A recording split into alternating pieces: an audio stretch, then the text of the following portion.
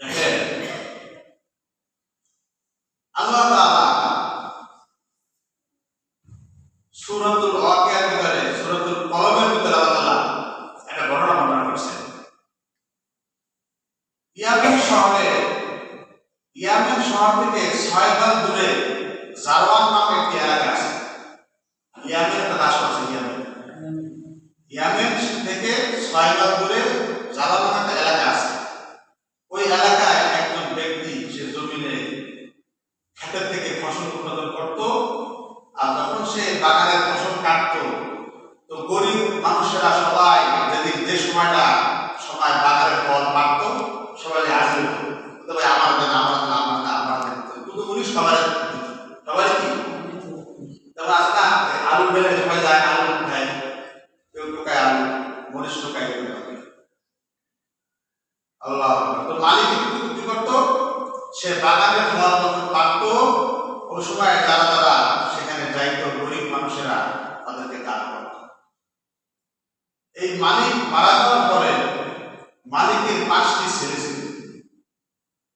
কোরআনে কথা বলতেছে গল্প, বুঝছেন?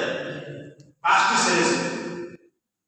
5 ছেলে পরামর্শ করতেছে যে এখন তার বাপ নাই, আমরা আছি, তো বাবাই তো মানুষকে দান করার করতো, ফল যখন পাকতাম সমস্ত মানুষ হাসি করতো, তো আমরা মানুষকে দিব না, মানুষ কি দিব না, আমরা লস হয়ে যাই।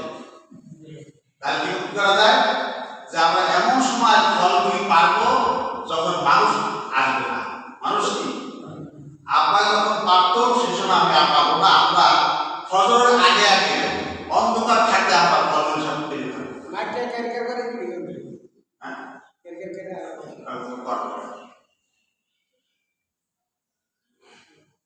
ওই সময় আমরা ফলগুলি আমরা পারবো যখন কেউ না যায়, কেউ না জানতে পারে।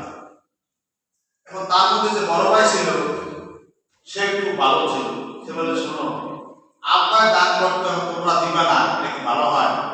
আল্লাহ যখন গজব নাযিল করে তখন কি হবে? তখন কি আর অন্য ভাই কয় দূর বেটা কত দেখছি এরকম এর গজব দেউন আছে। আল্লাহ আকবার। তো পরামর্শ করছে,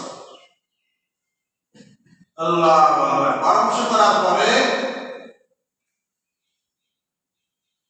ফজরের আগে তারা রওনা হয়ে গেছে ফল পাড়ার জন্য।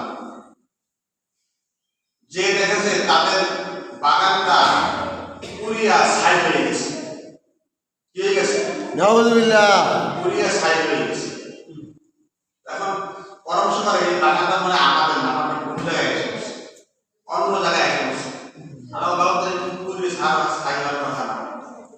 পরে দেখে না এটা আমাদেরই বাগান, আমাদের কি বাগান, আমাদের নির্ভরশীলতে বাগান দিব না, কোন অসহায় দুস্থ গরিব মিসকিনকে আমরা দিব না। তো এই নিয়ত করার কারণে আল্লাহ তাআলা আমাদের বাগানের ভিতরে গজব নাযিল করছে। তো সবাই তওবা করছে, ইন্না বালাগনাহুম কামা বালাগনা আসহাবাল জান্নাহ। বালাগনা